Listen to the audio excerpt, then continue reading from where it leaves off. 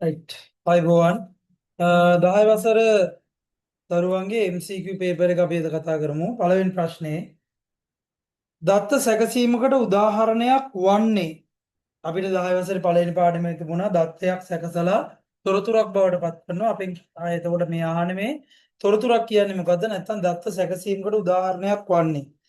පළවෙනි එක පන්තිභාර ගුරුවරයෙකු විසින් සිය පැතුරුම්පත් මෘදුකාංගයෙන් තම පරිගණකය ස්ථාපනය කර ගැනීම.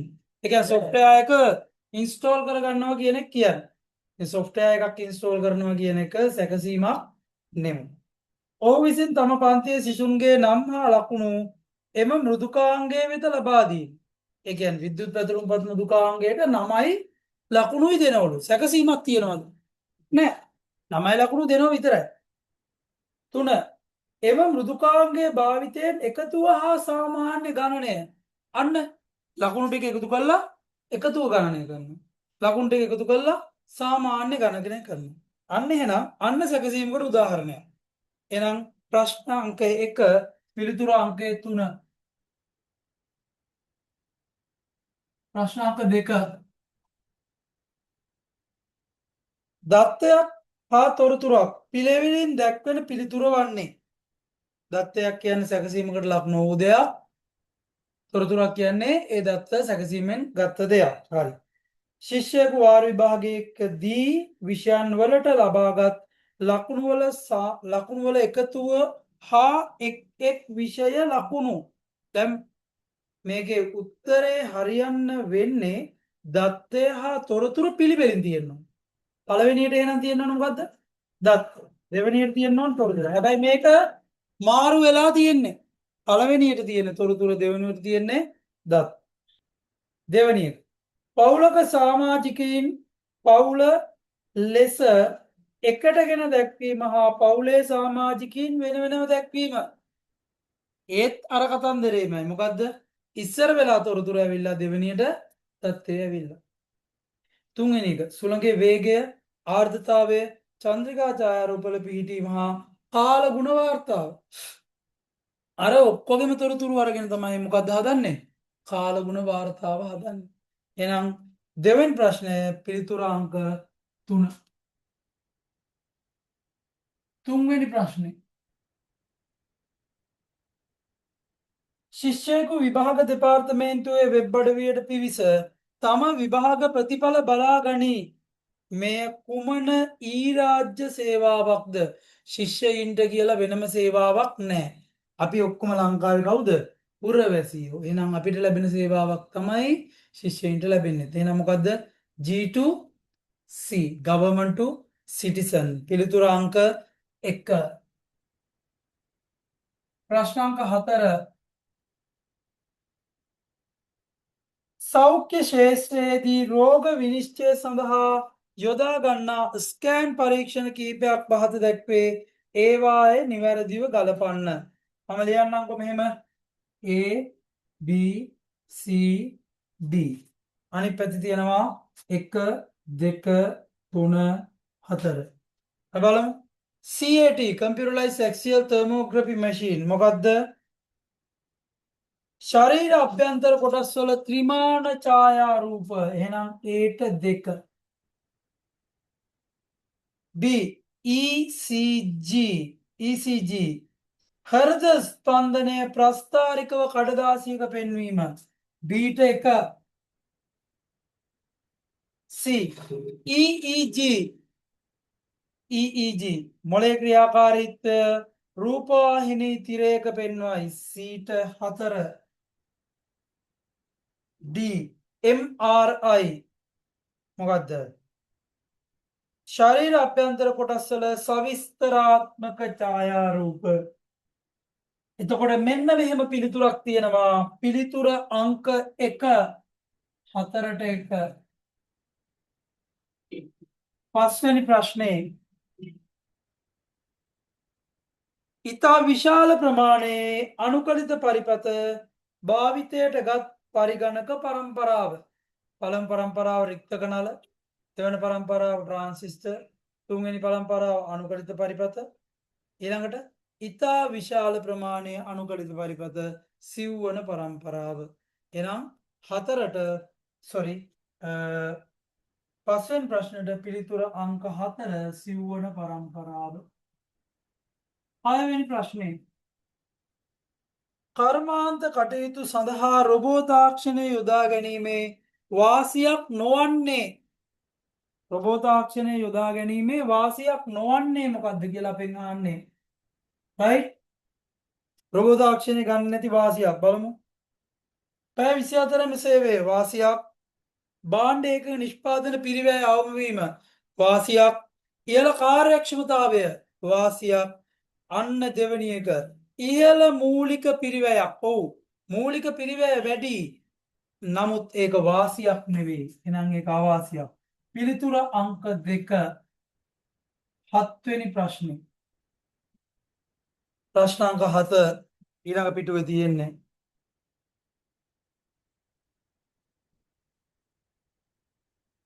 හරි. ඉගෙනුම් කළමනාකරන පද්ධතියක් සිසුන්ට ලැබෙන වාසි නැත්නම් වාසිය එකක් හෝ ගොඩක් පහසු ස්ථානයක සිට අධ්‍යාපනය ලැබීම වාසියක්ද? ඔව්. පැවරුම් නිවසේම සිදු කර එසැනින් උඩුගත කිරීම. එවෙලෙම පැවරුම කරලා එවරම අප්ලෝඩ් කරනවා. වාසියක්ද? ඔව්. සංවාද මණ්ඩප තුලින් විෂය කරුණු සාකච්ඡා කිරීම. ඒ කියන්නේ ප්‍රශ්නය දාලා කට්ටියත් එක්ක chat කර කර ඒකේ හරි වැරදි අඩුපාඩු කතා කරනවා. ඔව් සංවාද මණ්ඩප තුලින් ඉගෙන ගන්න පුළුවන්. එහෙනම් 7 වෙනි ප්‍රශ්නෙට සියල්ලම නිවැරදි. පිළිතුර අංක 4. 8 වෙනි ප්‍රශ්නේ චිත්‍රක පරිශීලක අතුරු මුහුණතක ප්‍රධාන සංරචකයක් නොවන්නේ 5 වෙනි පාඩමේ තිබුණා. චිත්‍රක පරිශීලක අතුරු මුහුණත මොනවද? WIMP window icon menu pointer. එහෙනම් මෙතන window තියෙනවා menu තියෙනවා pointer තියෙනවා නැති එක මොකද්ද? folder. එහෙනම් 8ට පිළිතුර 4 folder කියලා එකක් අදාළ වෙන්නේ නැහැ. 9 වෙනි ප්‍රශ්නේ වර්තමානයේ අප භාවිතා කරන පරිගණක විවිධ ආකාරයෙන් වර්ගීකරණය කරයි. පහත දැක්වෙනුයේ පරිගණක වර්ගීකරණය හා සම්බන්ධ ප්‍රකාශ කිහිපයකි.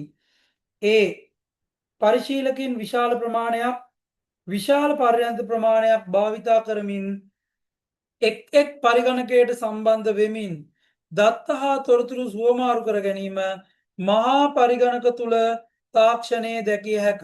ඔව් මහා පරිගණකවල ඔය කියන කතන්දර ඔක්කොම තියෙනවා.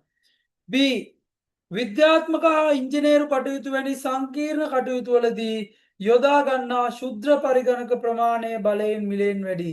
ප්‍රමාණයෙන් බලයෙන් මිලෙන් වැඩි තමයි. හැබැයි ශුද්‍ර පරිගණක එහෙම වෙන්නේ නැහැ. ශුද්‍ර පරිගණක තමයි පුතේ අපි පාවිච්චි කරන්නේ. එහෙනම් B ප්‍රකාශය වැරදි. C ප්‍රකාශයට යම් බලන්න. සේවාදායක පරිගණකයක් ලෙස හඳුන්වන මහා පරිගණක හා මධ්‍ය පරිගණක වර්තමානයේ භාවිතයේ නොපවතී. හරිනේ? එහෙනම් ඔව් වර්තමානයේ භාවිතයේ නොපවතී. සේවාදායක පරිගණක ලෙස හඳුන්වන මහා පරිගණක හා මධ්‍ය පරිගණක. right? දැනට උදේ භාවිතයේ කියන්නේ මේ. කියන්නේ වර්තමානයේ අප භාවිතා කරන පරිගණක විවිධාකාරයෙන් වර්ගීකරණය. right? සේවාදායක පරිගණක ලෙස හඳුන්වන මහා පරිගණක හා මධ්‍ය පරිගණක. දැන් සේවාදායක පරිගණක අපේ පාසල්වල සර්වර් එකත් හරි. එතකොට ඒ ප්‍රකාශයේ වර්තමානයේ භාවිතයේ නොපවතී කියන කතාව ගන්නත් පුළුවන් නොගන්නත් පුළුවන්. දෙපැත්තටම තියෙන උත්තරයක්. හැබැයි හොඳටම වැරදි ප්‍රකාශය තමයි B. දැන් මේක අපිට මෙහෙම ප්‍රශ්නයක් තියෙනවා. ඊයද ප්‍රකාශ සම්බන්ධයෙන් සාවද්‍ය ප්‍රකාශයිද පිළිතුරු? B හා C පමණි. එහෙම උත්තරයක් නැහැ. ඒතකොට මෙතන අපිට ගන්න පුළුවන් උත්තරයකට තියෙන්නේ පිළිතුර අංක 2 විතරයි. ඔයාලට ඒ වගේ තැනක් ආවොත් ආසන්න වශයෙන් තියෙන උත්තරයකට ගහන්න. හැබැයි නිවැරදිම ප්‍රකාශය මෙතන B හා C. දෙකම සාවත්.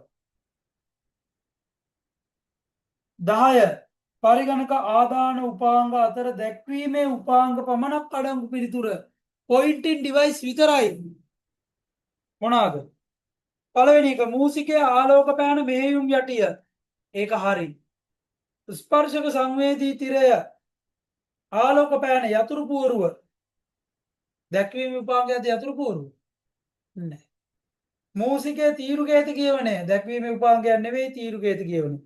වෙබ් කැමරාව දැක්වීමේ උපාංගයක් නෙවෙයි. එහෙනම් 10 පිළිතුර අංක 1.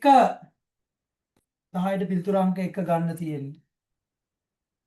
11 වෙනි ප්‍රශ්නේ පහත සඳහන් තාක්ෂණික උපාංග අතරින් මිශ්‍ර පරිගණකයක් සඳහා උදාහරණයක්.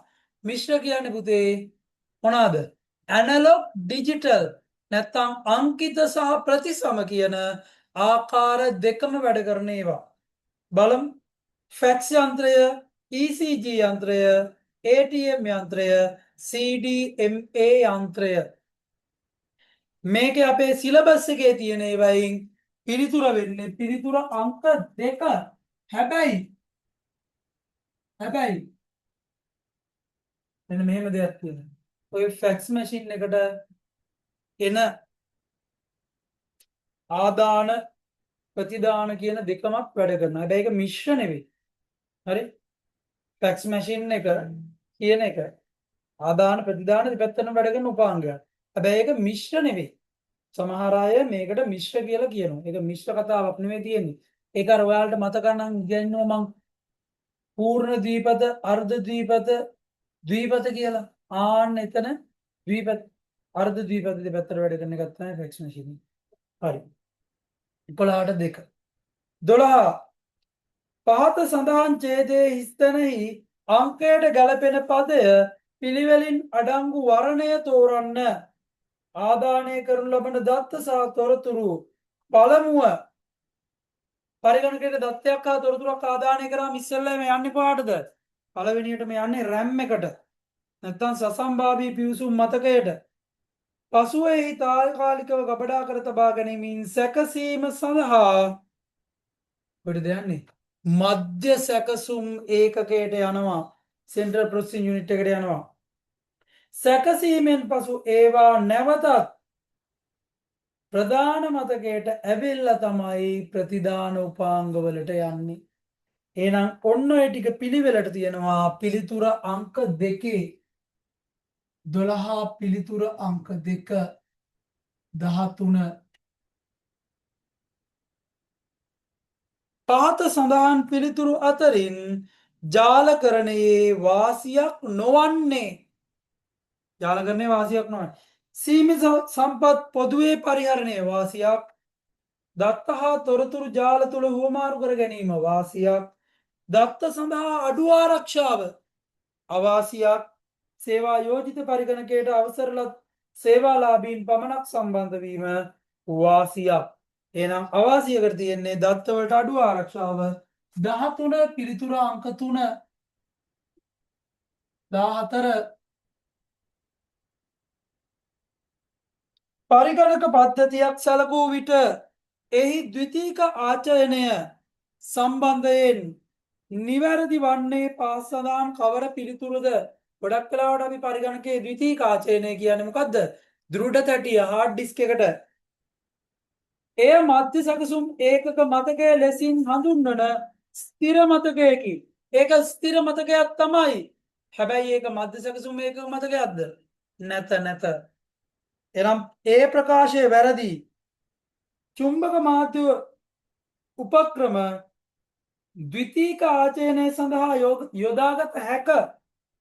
ඔව් හાર્ඩ් ඩිස්ක් එක ඉතින් භාවිතා කරන ඒවා තියෙනවනේ චුම්බක මාධ්‍ය විදියට. ඒක හරි. පරිගණකය ක්‍රියාවිරහිත කළ විට එහි ඇති දත්ත ඉවත් වී නොයයි. ඔව් ඉතින් හાર્ඩ් ඩිස්ක් එකේ දත්ත ඉවත් වෙනවද කම්පියුටරේ ෂට් ඩවුන් කරා කියලා? නෑ. එහෙනම් B ප්‍රකාශයත් හරි C ප්‍රකාශයත් හරි පිළිතුර අංක 2 15 0.450 යන සංඛ්‍යාවේ වැඩිම වෙසෙසි අගේ සහ අඩුම වෙසෙසි අගේ මේක ලේසි 0.4යි 5යි බිඳුව අපි ශූන්‍යයගෙන් මොකද කරන්නේ නොසලකා හරිනෝ දශම ගානකදී ශූන්‍යයගෙන් නොසලකා හැරියම මෙතන තියෙන වැඩිම අගය 4 MSD අඩුම අගය ශූන්‍යයගෙන් නොසලකා හරින හින්දා 5 LSD එතකොට මෙහෙම පිළිතුරක් තියෙන්නේ පිළිතුර අංක 2 16 ද්විතීක ආචයනයේ එන ප්‍රකාශ මාධ්‍ය උපක්‍රම සම්බන්ධයෙන් පහත් සඳහන් ප්‍රකාශ අතරින් නිවැරදි ප්‍රකාශය කුමක්ද? සංයුක්ත තැටි ආකාර 3කින් පවතින අතර ඒවායේ ගබඩා ධාරිතාවය එකිනෙකට වෙනස් වේ. ඔව්. CD තියනෝ, DVD තියනෝ, Blu-ray CD DVD තියනෝ. හරි. සංඛ්‍යාංග බහුවිධ තැටි වල ගිගාබයිට් ඒ කියන්නේ DVD වල 4.7 සිට 9.4 දක්වා ධාරිතාවයෙන් ගබඩා කළ හැකි අතර ඒවා ආකාර 3කින් පවතී. පුතේ. ඒක හරි. right 4.7ක් තියෙනවා 9.4 දක්වා තියෙනවා ධාරිතාවය ගබඩා කළ හැකි ආකාර 3කින් පවතිනවා. පොඩි ප්‍රශ්නයක් වුණා. පුතේ අතන මේ මගේ අතින් වැරදි මේ පළවෙනි පිළිතුරට වැරදි මේ එකක් කියවුණා. මොකද්ද? සංයුක්ත තැනි ආකාර 3. පුතේ CD ආකාර 3කින් නෑ. මගේ අතින් වැරදිලා කියවන මෙහෙමයි. ප්‍රකාශ මාධ්‍ය ආකාර 3යි. CD, DVD, Blu-ray CD. දැන් CD ආකාර 3යිද? නෑ. එහෙනම් පළවෙනි ප්‍රකාශය වැරදි. දෙවෙනි ප්‍රකාශය හරි. තුන්වෙනි එකක් බලමුකෝ. Blu-ray තැටිවල උපරිම ධාරිතාවය ගිගාබයිට් 25ක ධාරිතාවයක් දක්වා ගබඩා කළ හැකි අතර වර්තමානයේ භාවිතයෙන් ඉවත් වී ඇත. වර්තමානයේ භාවිතයෙන් ඉවත් වෙලත් නැහැ. තාමත් පාවිච්චි කරන තැන් තියෙනවා. ගිගාබයිට් 25 දක්වා යන්නෙත් නැහැ. හරි? ඒක වැරදි. සංයුක්ත තැටිවල සහ සංඛ්‍යාංක බහුවිධ තැටිවල ගබඩා ධාරිතාවය සමාන වේ. ඒ කියන්නේ CD එකේ DVD එකේ ධාරිතාවය සමානයි. නෑ වැරදි. එහෙනම් පිළිතුර අංක 2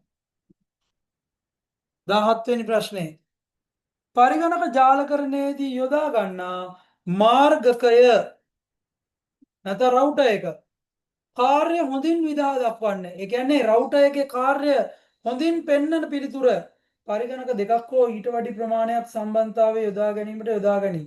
නෑ පුතේ ඒ ස්විච් නේ. පරිගණක ජාල දෙකක් හෝ ඊට වැඩි සංඛ්‍යාවක් සම්බන්ධතාවය. ඒක හරි. අපි ඊළඟ උත්තරත් බලමු. දත්ත පරිවර්තනය නෑ ඒ මොඩම් එක. පරිගණක ජාලයක් මෙහෙවන ජාල මෙහෙයුම් පද්ධතිය ස්ථාපනය කරන්න ඒ සර්වර් කම්පියුටර් එක. එතකොට 17 පිළිතුර අංකය 2 18 16 පාදයේ ගණක රාමුව මගින් නිරූපණය වන සංඛ්‍යාවට තුල්‍ය දශමයේ සංඛ්‍යාව. මොකද අපි කරන්නේ? මම ඕන ගණක රාමුව අඳින්නම්. මේක 16 පාදයේ ගණක රාමුව. හරි? මෙතන තියෙනවා බෝල 4ක්. මෙතන 3ක්. මෙතන 2ක්. හරි? 16 බිඳුව 16 1 16 2. හරි? 16 1 කියන්නේ 1යි. 16 1 කියන්නේ 16යි. 16 2 කියන්නේ 256යි. එකේව කීයක් තියෙනවා 1යි 2යි 3යි 4යි. 16 ඒව 3ක් 48යි. 256 ඒව දෙකක් 512යි. දැන් මෙන්න මේ ටික එකතු කරා 512යි 48යි 4. 8යි 2යි 10යි 14න් 4 එකක් ඉතුරුයි 2යි 4යි 6යි 5යි 564යි 10 පාදයට උත්තරේ අංක 1 19 16 පාදයේ ගණක රාමුවක් මගින් නිරූපණය වන සංඛ්‍යාවට තුල්‍ය අෂ්ටමය සංඛ්‍යාව දැක්වෙන පිළිතුර මෙන්න මේකට අපි අෂ්ටමයක හදන්නලු. හරිද? අපි ඉතින් මොකද කරන්නේ? හරි. මේකේ අපි හදනවා අෂ්ටමයාගේ කරන්න පුළුවන් ක්‍රම කීපයක් තියෙනවා. මොකද්ද? මේක 8න් බෙදන්න යනවා. 564. බෙදමු අපි 8න්. 5ට නෑ 56ට. 8 වරක් 6 48. හරිනේ? එතකොට 6යිනේ මෙතෙන්ට. 8 වරක් 6 48යි. සෝරි. වැරදුනානේ. 8 වරක් 7 දෙලින්ම 56යි. 8 වරක් 7 56යි. ඉතුරු නෑ. 4ට නෑ 70යි ඉතුරු 4යි. ආයි 70 බෙදනවා 8න්. අන්න 8 වරක් 8 64යි. කීයක් ඉතුරුද? 6ක් ඉතුරු. හරිනේ? ආයිත් 8න් බෙදමු. පුළුවන්. 8ට 8 ඒවා 1යි ඉතුරු බිංදුව. එතකොට පිළිතුර තමයි 1064යි 8 පාදයට උත්තරේ අංක 4. 20 පාද සඳහන් ප්‍රකාශ සලකා බලන්න. පරිගණකයේ දත්ත තැන්පත් කිරීමට භාවිතා කරන කුඩාම ඒකකය කිලෝබයිටය වේ. වැරදීනේ. මොකද්ද? බිට්. බයිටයකින් හරි අඩක් බිටුවක් ලෙස හඳුන්වයි නෑ. නිබල් 2.10යි කිලෝබයිට් මෙගාබයිට් එකකට තුල්‍ය වේ. ඔන්න අපි ඕක හදමු. මොකද්ද මේ කියලා තියෙන්නේ? 2.10යි KB සමානයිලු 1යි MB. මම මෙතන චක්‍රය ලියන්න මේ බලන්න. 1024යි KB සමානයි 1යි MB. හරිනේ? 1024 කියන්නේ දෙකේ කීයද? දෙකේ මම ඔයාලා පොතේ ලියලා දීලාත් ඇති. 2.10යි KB. 1024 කියන්නේ 2.10යිනේ බලන්න. එහෙනම් මේ 1024 1යි MB ට සමාන නම් 2.10යි KB කියන්නේ 1යි MB නෙමෙයිද? තමයි. එහෙනම් උත්තරේ අංක 3. රයිට්. ඔන්න පේපරෙන් හරි අඩක් ඉවරයි. මම දෙනවා හැමෝටම විනාඩි 5ක්. ඉතුරු ප්‍රශ්න 20 අඩුපාඩු හෝ මොනවා හරි තියෙනම් සකසා ගන්න. විනාඩි 5යි.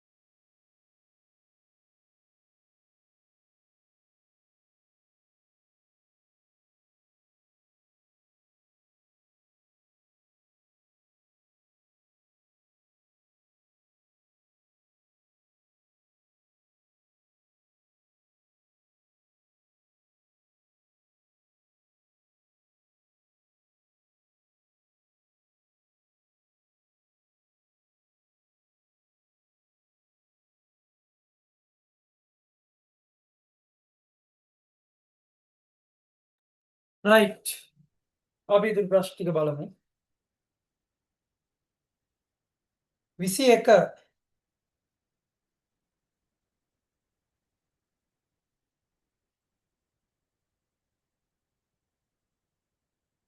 24 කියලා සංඛ්‍යාවක් දීලා තියෙනවා ඒකේ පාදයේ x කියලා හඳුන්වලා දීලා තියෙනවා සංඛ්‍යාව සලකන්න මේ x ලෙස සංඛ්‍යාවේ පාදයයි මෙම සංඛ්‍යාව අයත් වන සංඛ්‍යා පද්ධතිය සම්බන්ධනකෝ අපිට දෙකේ පාදයට මේක ගන්න බෑ දෙකේ පාදයට ගන්න පුළුවන් 1.0 විතරයි දෙකේ පාදයේ ඇරෙද්දි ඉතුරු ඕනම පාදයකට ගන්න පුළුවන් නේ 8 පාදයට ගන්න පුළුවන් 10 පාදයට ගන්නත් පුළුවන් 16 පාදයට ගන්න පුළුවන් ඇයි මේ සංඛ්‍යා දෙක ඕන මේ පාදයකට අදාළයි එහෙනම් පිළිතුර අංක 4 22 ගිගාබයිට් එකක් සමාන වන්නේ 1 GB සමාන අපි මේ පැත්තෙන් ලියාගමුකෝ මෙගාබයිට් වලින් නම් 1024 හරිනේ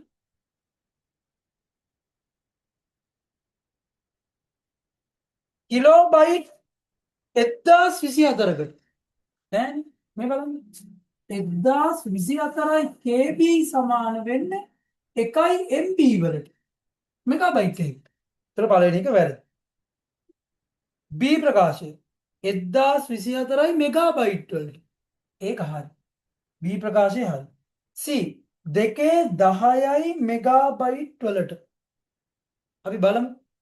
ගිගාබයිට් මෙගාබයිට් කරන්න 210. ඇයි ඒක හරි. හැබැයි මෙතන තියෙන්නේ 210 තනියෙන් නෙමෙයිනේ. මෙන්න මෙහෙම තියෙන්නේ. දෙක ගුණ කිරීම 210. ඒ කියන්නේ 210 වගේ කීයක්ද? දෙකක්. එහෙනම් ඒක හරියන්නේ නැහැ. 210 විතරක් නම් හරි. අන්න D වල තියෙනවා 210 මෙගාබයිට්. එහෙනම් ඒක හරි. එහෙනම් උත්තරේ හරියන්නේ B සහ D වල පිළිතුර අංක 3. පිළිතුර අංක 3.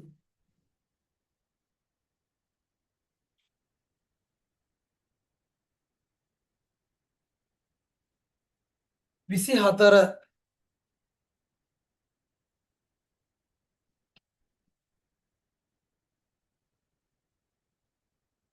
සොරි 24 නෙමෙයිනේ 23 BCD කේත ක්‍රමයට පහත දී ඇති ප්‍රකාශ සලකා බලන්න එක් සංඛ්‍යාවකින් බිට්ටු 4ක් නිරූපණය කරයි BCD මතකද BCD කේත ක්‍රමය දෙකේ 4ක් අනුලක්ෂණ 16 දෙකේ 4යි අනුලක්ෂණ 16 එහෙනම් එක් සංඛ්‍යාවකින් බිට් 4ක් නිරූපණය කරයි ඔව් දෙකේ 4ෙන් බලන්න ඊළඟට බිඳුවයි මෙන්න බිඳුවයි එකේව 4යි බිඳුවයි නිවැරදි BCD කේතයකි මේක නිවැරදි පෙන්වන්න පුළුවන් කි මේක අපි දශමය කරමු දැන් ඔන්න කෙනෙකුට ප්‍රශ්නයක් තියෙන්න පුළුවන් මේක BCD කේත වලින් අපිට පෙන්වන්න පුළුවන් මේක පෙන්වන්න බෑ ඇයි බැරි වෙන්න හේතුව තමයි පුතේ මෙයාගේ ස්ථාන 4යි නිරූපණය කරන්න මේ ටික වෙද තේරුණාද එක සංඛ්‍යාංකයක් පෙන්වන්න පුළුවන් ස්ථාන 4කින් විතරයි ඒතකොට ඒක වැරදි B ප්‍රකාශය වැරදි ඊළඟට මෙන්න මේ කියන එක BCD කේතයට තුල්ල දශමයාගේ 39 වේ බල බිඳුවයි 1යි දශමයාගේ හරිනේ කලින් දශම කතාවක් කියලා තිබුණේ නැහැ BCD කේතයක් කියලා විතරයි කියලා තිබුණේ 39 1යි 2යි 4යි 8යි 16යි 32 මොකෝ කියන්නේ සෝරි වැරදීමක් වුණා මෙතන එහෙම හදන්න බෑනේ ඒක BCD කේතයක්නේ ඒකට 4න් 4 වෙන් කරගන්න එපා අපි මේ ඇවිල්ලා කීයද? ඔයාලට මම වගුවක් හදලා දීලා තියෙනවා. මතකයි? බිංදුව බිංදුවමයි එක එකමයි දෙක කියන්නේ එකයි බිංදුව තුන කියන්නේ එකයි එක හතර එකයි බිංදුවයි බිංදුව පහ එකයි බිංදුවයි එක හය එකයි එකයි බිංදුව හත එකයි එකයි එකයි එක අට එකයි බිංදුවයි බිංදුවයි බිංදුව නවය එකයි බිංදුවයි බිංදුවයි එක ආයෙනම් මේ කීයද? 9 එකයි එක කියන්නේ කීයද? 3 එහෙනම් 39ද? ඔව් 39. එතන මොකද මේක ස්ථාන හතරකදී. එතකොට A ප්‍රකාශය හරි B ප්‍රකාශය වැරදි C ප්‍රකාශය හරි. එතකොට A හා C පමණි පිළිතුර අංක 2 24.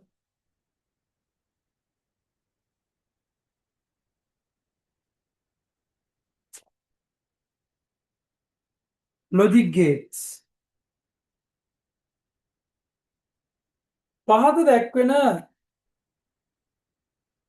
තාර්කික ద్వාරවල තාර්කික ద్వාර සංකේතවලට ගැළපෙන තර්කණයේ පිළිවෙලින් යොදා ඇති වර්ණය. පළවෙනි එක මොකද්ද? මේක and එක. මේක not එක. මේක o එක. එහෙනම් ලේසි පිළිතුර අංක 3. 25 විද්‍යුත් පරිපථය මගින් නිරූපණය වන ద్వාරය. මේ බලන්න මේක. මෙතනින් ඇවිල්ලා මෙතන ස්විච් දෙකක් තියෙනවා. මෙතනත් ස්විච් එකක්. ඒ දෙකම එකතු වෙලා මෙතන තියෙන බල්බ් එක. මෙතන තියෙනවා බැටරිය දෙකක් දාලා බැටරි. මේක ආලෝක විමෝචකයට LED එකක් දාලා තියෙන්නේ. හරිද? ඒකේ සංකේතය ඔය තියෙන්නේ. එතකොට මෙන්න මේ ස්විච් එක දෙකම ඕෆ් නම් මේ බලන්න. ස්විච් දෙකම ඕෆ්. බල්බ් එක පත්තු වෙන්නේ නැහැ. එක ස්විච් එකක් ඔන් කරපු ගමන් අන්න බල්බ් එක පත්තු වෙනවා. ඒක ඕෆ් කළා අනිත් එක ඔන් කරාම ඒත් එක පැත්තෙන් ගිහලා අනිත් බල්බ් එක. ස්විච් දෙකම ඔන් වුණා බල්බ් එක පත්තු. එහෙනම් මොකද්ද මේ? ඕ ద్వාරය එකක් එක වුණත් එක වෙනවා. එහෙනම් පිළිතුර අංක 2 ඕ ద్వාරය ඕ තාර්කික ద్వාරය.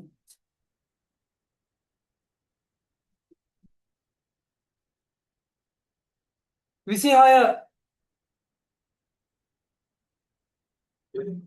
26 AB ආදාන දෙකේ Q නම් ප්‍රතිදානය දී ඇති සත්‍යතාව වගුවට අදාළ තාර්කික ద్వාරය.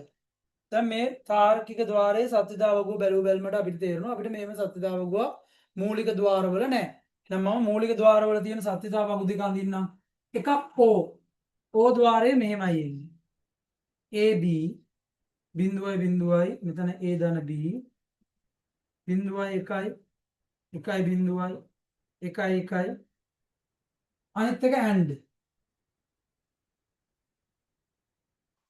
AB බිඳුවයි බිඳුවයි A dot B බිඳුව බිඳුවයි එකයි බිඳුව එකයි බිඳුවයි බිඳුව එකයි එකයි එක. ඕකනේ තියෙන්නේ. දැන් මෙතන තියෙන්නේ ඔය දෙකෙන් එකක්වත් නෙවෙයි. එහෙනම් අපි මේ දෙන්නට සංයුක්ත ద్వාර දාමු. ඒ කියන්නේ මෙයාගේ බා එක A plus B බා A dot B බා. දැන් බලමුකෝ. මෙයාගේ අනිත් පැත්ත. 1යි බිඳුවයි බිඳුවයි බිඳුව. මෙයාගේ අනිත් පැත්ත 1යි 1යි 1යි. එහෙනම් මෙයානේ. එහෙනම් කවුද මේ? NOR එකක්. එහෙනම් පිළිතුර අංක 2 26 පිළිතුර අංක 2 27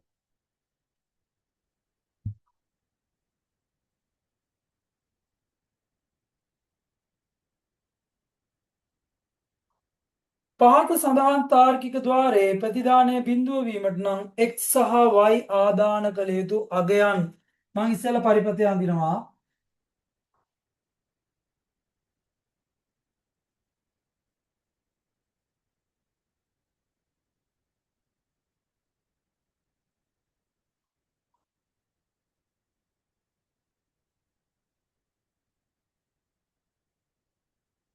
මේ පැත්තෙන් මේක O එකට.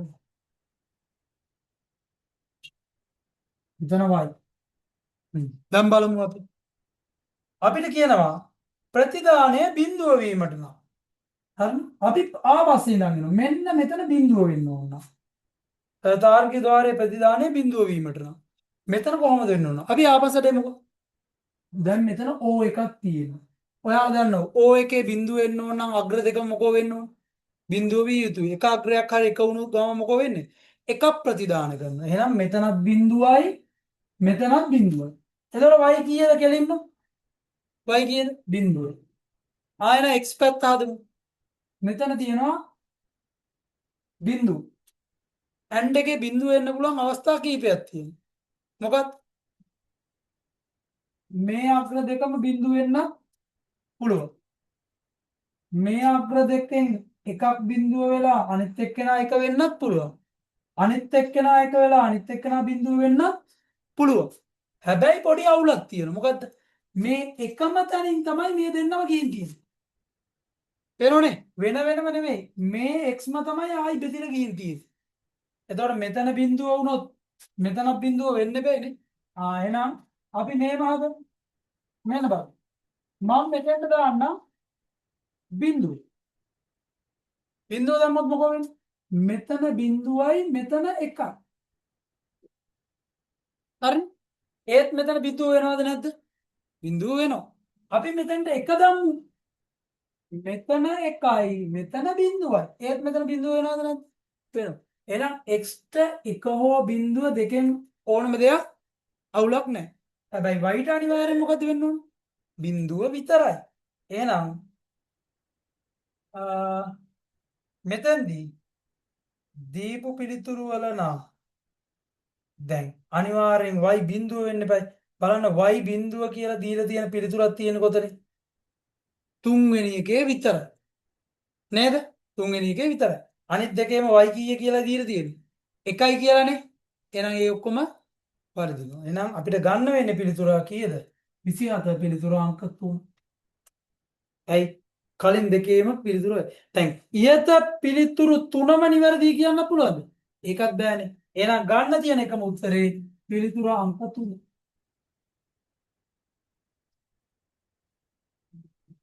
28 මෙන්න මේ ගානේ දී ඇති තාර්කික පරිපථයේ ප්‍රතිදානයට සමාන ප්‍රතිදානයක් නොලැබෙන තාර්කික පරිපථය. දැන් මේකේ මෙන්න මෙහෙමයි. ඔන්න මම ඔයාලට උඩින් තියෙන ద్వාරය අඳිනවා x y මෙතන and එකයි i ඒකෙන් අරගෙන තව and එකක් ඒ දෙකෙන් අරගෙන ආයි තව and එකකට. රයිට්. එන්න බලන්න. මම මෙතන අඳිනවා මෙහෙම. බිඳුවයි බිඳුවයි අවස්ථාව. බිඳුවයි බිඳුවයි බිඳුවයි බිඳුවයි මෙතෙන් මොකෝ වෙන්නේ? බිඳුව බිඳුව යාම බිඳුව වෙනවා. බිඳුව අනිත් පැත්තට යනවා එකක්. මෙතන එකයි එකයි එක යාම එක එනවා එක අනිත් පැත්තට යනවා බිඳුව. එහෙනම් මෙයාගේ මම වගුව අඳින්නම් මෙතනින්. රයිට්. මෙයාගේ x y බිඳුවයි බිඳුවයි දුන්නා ප්‍රතිඵලය මම ලියනවා. හරි අවසාන ප්‍රතිඵලය මෙතෙන්ට එන එක මෙතනින් ලියනවා බිඳුව. හරි? ඊළඟට මෙයාට බිඳුව දීලා මෙයාට එක දෙමු. බිඳුවයි එකයි. බිඳුවයි එකයි. ඒ ආවත් බිඳුවයි එකයි ආවත් මෙතන බිඳුව බිඳුව මෙතන කරනවා එකයි. මෙතෙන්ටත් එන්නේ බිඳුවයි එකයිනේ. ඒ ආවත් මෙතෙන්ට එන්නේ බිඳුව අනිත් පැත්ත කරනවා එකයි. එකයි එකයි ආවත් නැවත මෙතෙන්ට එන්නේ බිඳුව. නම් මේ අවස්ථාවත් බිඳුව. හරිනේ? අපි මේකේ අනිත් පැත්ත ගමු. එකයි බිඳුව. එකයි බිඳුව. ඉතින් ඒත් එහෙමමනේ වෙන්න ඕන නේද? මෙතන එකයි මෙතන බිඳුවයි මෙතන එකයි මෙතන බිඳුවයි මෙතන එකයි මෙතන එකයි මෙතන බිඳුව. ඒත් බිඳුව. එකේව දෙකක් දෙමු. මෙතන එකයි මෙතන එකයි. මෙතනත් එකයි මෙතනත් එකයි. එකයි එකයි යාම මේ පැත්තට යාම එකයි එක අනිත් පැත්තට හරනම් බිඳුවයි මෙතනත් ඒ විදිහටම බිඳුවයි බිඳුව යාම මෙතන බිඳුව අනිත් පැත්තට හරනම එකයි අන්න එකයි එකයි අවස්ථාවයි දැන් අපිට කියනවා මෙම ප්‍රතිඵලයේ ප්‍රතිදානයන්ට සමාන ප්‍රතිදානයක් නොලැබෙන තර්කිත පරිපථය මෙන්න මේ වගේ ප්‍රතිදානයක් නොලැබෙන්නේ මොකේද කියලා අහමු අපි පළවෙනි එක නිකන් අඳිමු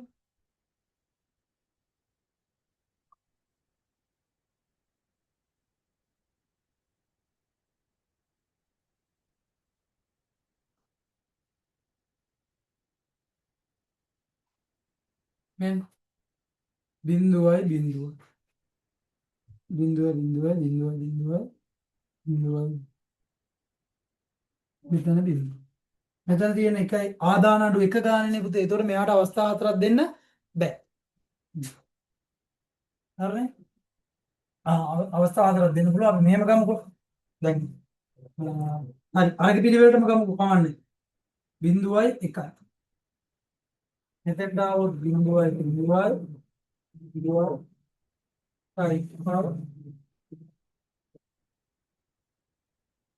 හරි. දැන් නෑ සෝරි. මෙතන දෙක ආවට මෙතන බිඳුවයි මෙතන බිඳුවයි. හරි. එකයි බිඳුව. මෙතන එකයි මෙතන බිඳුවයි හරිනේ? ඒතකොට ප්‍රතිඵලය මෙතන එනවා එකයි මෙතන බිඳුවයි මෙතන ප්‍රතිඵලය බිඳුවයි. ඒකත් හරි. එකයි මෙතනත් එකයි මෙතනත් එකයි මෙතනත් එකයි මෙතනත් එකයි මෙතනත් එකයි මෙතනත් එකයි එක යා මෙතන එක. එහෙනම් අවසාන ප්‍රතිඵලය වගේ නේද? 0.3 එහෙනම් පළවෙනි කාර්යද වැරදිද? හරි. අපි දෙවැනි එක බලමු. දෙවැනි එක තියෙන්නේ මොකද්ද? ඇන්ඩ් එකක්. ඇන්ඩ් එක මොකෝ වෙන්නේ? බිඳුවයි එකයි බිඳුවයි එකයි එහෙනම් ඒක සමානද නැද්ද? සමාන. හරිනේ? ඊට පස්සේ ඊළඟ එක බලමු.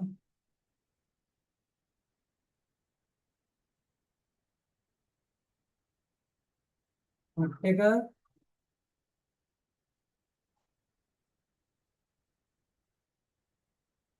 එක නොට් එක. මේක මම චුට්ටක් මෙහෙම කරන්න.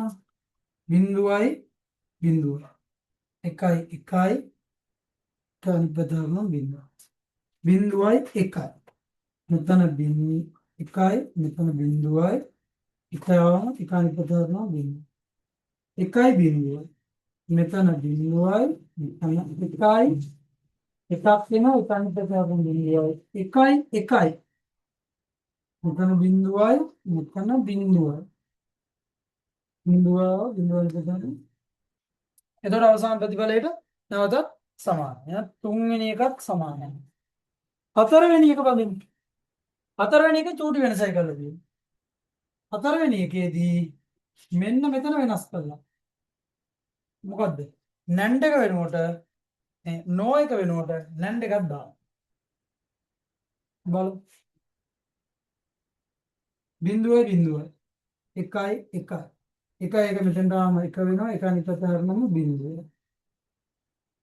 බිඳුවයි එකයි මෙතෙන්ට බිඳුව වෙනවා සෝරි මෙතෙන්ට එක වෙනවා මෙතෙන්ට බිඳුව වෙනවා එකයි බිඳුවයි යාම මේ පැත්තට බිඳුව වෙනවා බිඳුව අනිත් පැත්ත හරනම එකයි අන්න ගත්ත දැනුම මොකෝ උනේ වැරදි වුණා එහෙනම් පිළිතුර අංක කීයද 4 මේ හැම එකටම සත්‍යතාවක් ගාන ඇඳනම් අපිට ඕම දාගෙන අපිට මේ ගානේ පිළිතුර ගන්න පුළුවන්.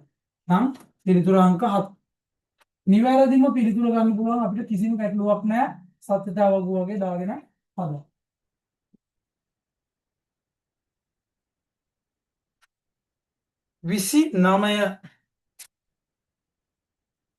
29 දී ඇති තාර්කික පරිපථයට අදාළ අසම්පූර්ණව ලබා දී ඇති සත්‍යතාවක් වූයේ XYZ යන ස්ථානවලට ගැලපෙන අගයන් සහිත ප්‍රතිඵලය. අපි අඳිමු ආයේ මේ එක. මේ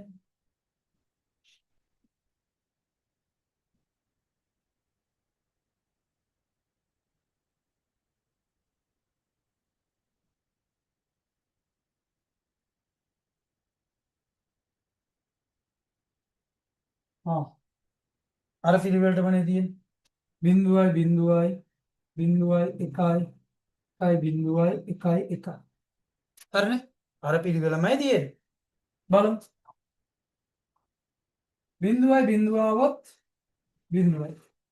බිඳුවයි බිඳුව මෙතෙන්ට આવොත් බිඳුවයි බිඳුවයි බිඳුව බිඳුව මෙතෙන්ට ආවම ඒක අනිත් පැත්ත කරන එකයි. බිඳුවයි එකයි આવොත් හරිනේ? බිඳුවයි එකයි. මෙතෙන්ට આવොත් ඕ එකකින් හින්දා එකක් එනවා. මෙතෙන්ට බිඳුවයි එකයි එන්නේ බිඳුවයි බිඳුව අනිත් පැත්ත හැරුණම එකයි. එකයි එකයි આવොත් එක. එකයි බිඳුව.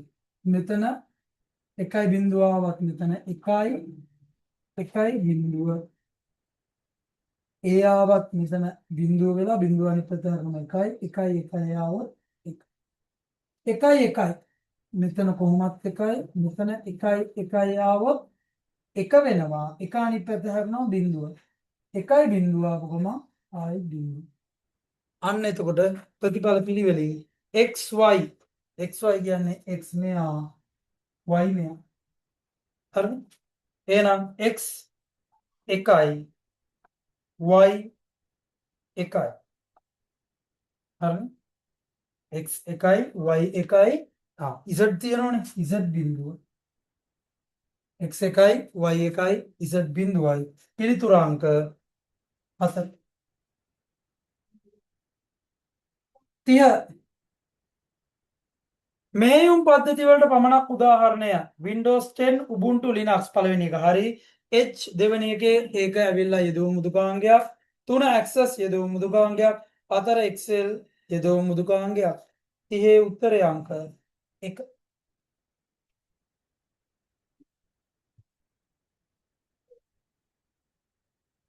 31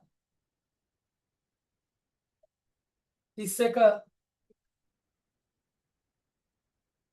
මේයුම් පද්ධතික කාර්යයන් පමණක් දැක්වෙන පිළිතුර පළවෙනි එක ගොනු කළමනාකරණය මතක කළමනාකරණය ක්‍රියාවලි කළමනාකරණය හරි දෙවෙනි එක දත්ත සමුදාය කළමනාකරණය වැරදි එහෙම එකක් නැහැ ක්‍රියාවලි කළමනාකරණය මතක කළමනාකරණය දත්ත සමුදාය කළමනාකරණය එහෙම එකක් නැහැ හතරවෙනි පිළිතුර ගොනු කළමනාකරණය දත්ත සමුදාය කළමනාකරණය එහෙම එකක් නැහැ පිළිතුර අංක 1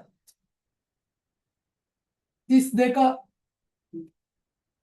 තැටියක් පංගු බෙදීමේදී ශිෂ්‍යයෙකු විසින් කරන ලද ප්‍රකාශ තුනක් පංගු බෙදනවා කියන්නේ මේව හිස්ව තියෙන තැටිය ප්‍රධාන කොටස් කීපයකට වෙන් කරනවා ඒක තමයි අර C එක D එක E එක කියලා වගේ පෙන්වන්නේ පරිගණකයේ තැන්පත් කරන ගොනු වෙන වෙනම තැන්පත් කළ හැකි වීම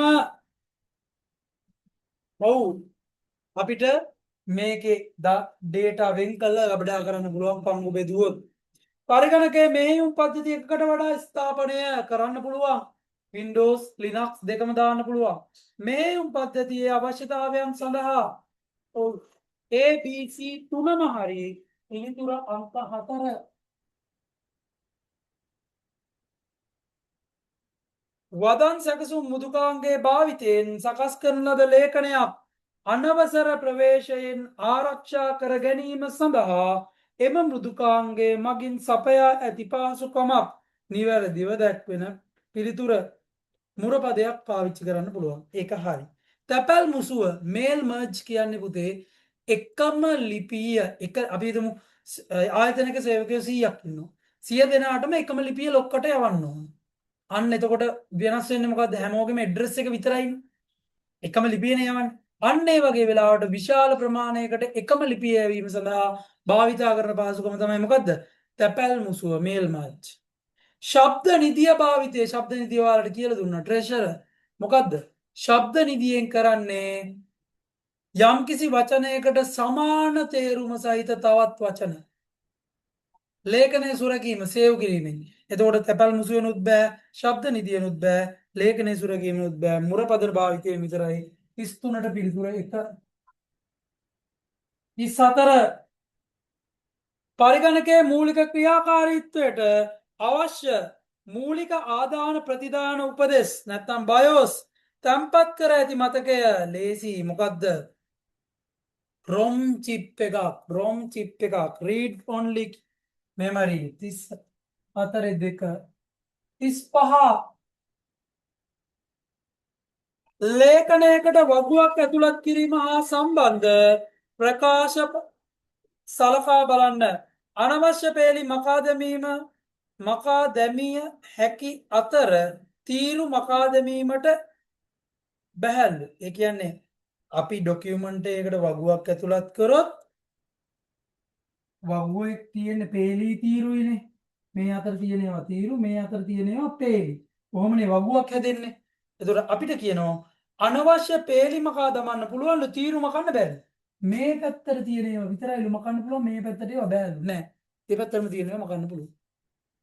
කෝෂ පරාසය සංයුක්ත කිරීමෙන් කෝෂයක් සැකසිය හැකියි. ඒ කියන්නේ පුතේ මෙන්න දැන් මෙතන කෝෂ හතරක්නේ. මේ කෝෂ හතර එකට එකතු කරලා එක කෝෂයක් හදන්න පුළුවන්ලු. ඔව් පුළුවන්. ඒකේ නම තමයි merge cell. merge cell. එහෙම කරන්න පුළුවන්. කෝෂයක අන්තර්ගත වදන් වල දිශානතිය වෙනස් කළ හැකියි. ඒ කියන්නේ දැන් මෙන්න කොටුවක්. මේ කොටුවක් අපි විශාලනය කරලා ගත්තා කියන මොන කොටුවක්. අකුරු මේ පැත්තට තියන්නත් පුළුවන්. මේ පැත්තට තියන්නත් පුළුවන්. මේ පැත්තට තියන්නත් පුළුවන්. කිසි ගැටලුවක් නැහැ. දිශානතිය ඕන විදිහට වෙනස් කරන්න. ඕනනම් මේ අතට තියන්නත් පුළුවන්. හරහා. වෙනස් කරන්න පුළුවන්. A වැරදි, B හරි, C හරි පිළිතුරු අංක 2. 36 නව ලේඛනයක් ලබා ගැනීම සහ සකස් කරන ලද ලේඛනයක සුරැකීම සඳහා භාවිතා කළ හැකි කෙටිමන් යතුරු නිවැරදිව දැක්වන නව ලේඛනයක් ලබා ගැනීම new control n ctrl n සුරැකීම save control s උත්තරය අංක 3 37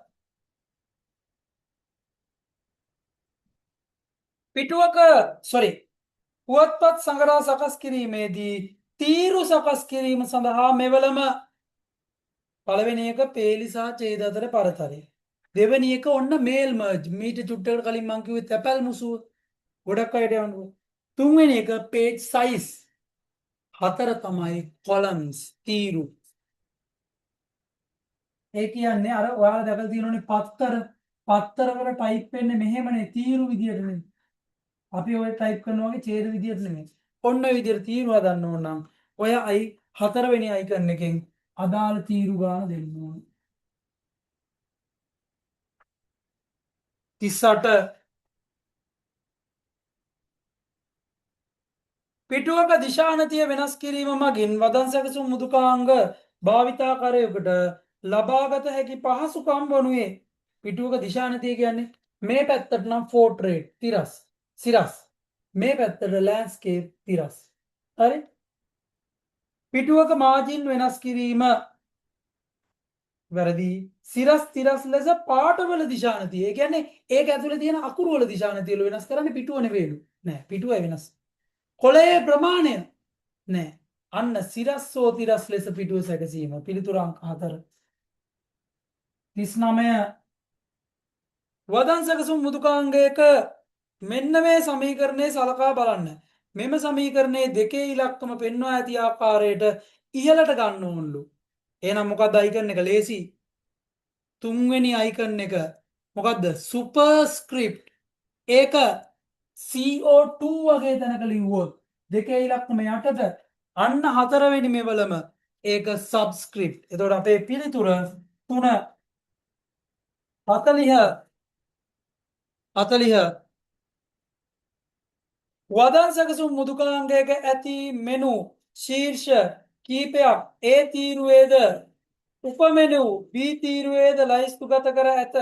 A සහ B තීරු අතරින් නිවැරදි ගැලපීම වනුයේ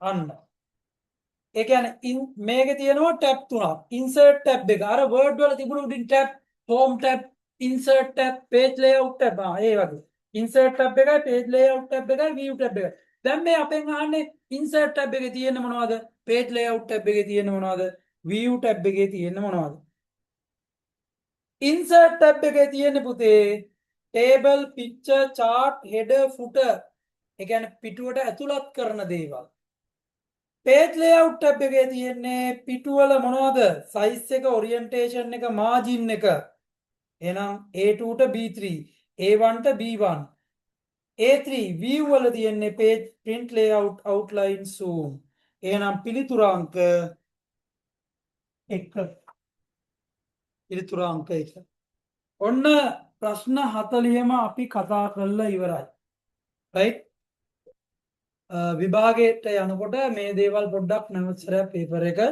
ගාරුවක් දවසේ බලලා යන්න right එහෙනම් හැමෝටම ආයුබෝවන් සුවන් සරණයි ඉතින් වැට් ටික කරගන්න